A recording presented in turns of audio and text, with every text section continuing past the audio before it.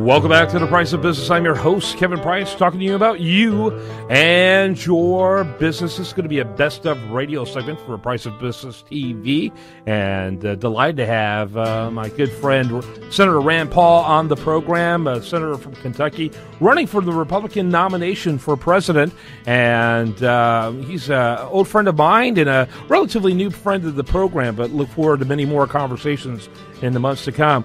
Saw your State of the Union response to President Obama, and thought you did a phenomenal job of capturing some of the glaring incongruency, inconsistencies in Obama's message and the reality in which we live in. I'm interested to get from you now what you thought were some of the things that should be troubling, I think, to Americans. You know, one of the things that stood out as glaring in his State of the Union last night was he was bragging about bringing the deficit down by 3/4. And this is a president that's going to add more debt than all the previous presidents combined. The debt is going to go from $10 trillion to $20 trillion. When he came to office, the annual deficits ballooned, and now the annual deficits have gone down, but he's still adding to the debt. So it's somewhat deceitful at the very least for him to say, oh, he's bragging about how fiscally conservative he is when he's going to add more debt than all the previous presidents combined. It makes you laugh. You know, it's one of those things where we're really big on disclosure and disclaimers in our culture today, and I really wanted, something on the bottom of the screen that says if his mouth is moving, he's lying, because I heard a lot of incongruency again. I'm being polite when I say that.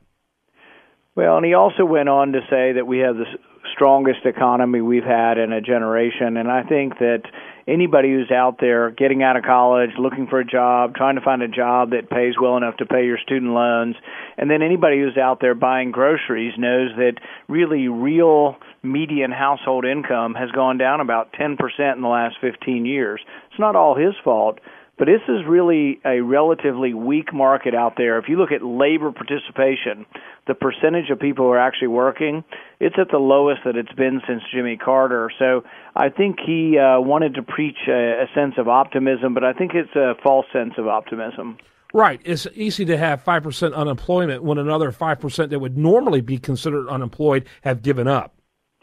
Yeah, if you don't count all the people not working, it's easy to paint a rosy picture. It really is. They just literally have thrown in the towel. To me, it's a really dire situation. So that was an inaugural address, a State of the Union, rather. What would a Rand Paul inaugural address sound like? If a year from now, you were giving an inaugural address, how would that look? The first thing I would do is on day one of a presidency is to undo all of the regulations that have been hampering business that have been done through executive order by President Obama. But also, even some Republican presidents have given us more regulations that have made it more difficult for us to compete with the world. I would undo all of those. And then I would go to Congress, and I would meet with all the leaders on the Hill, actually travel up to the Hill from the White House. I would invite them to the White House, and I would say, look, guys, the biggest thing hurting us is that we have the highest taxes in the world. Our corporate income tax is twice what it is in Canada, a little more than twice, and also twice the average in Europe.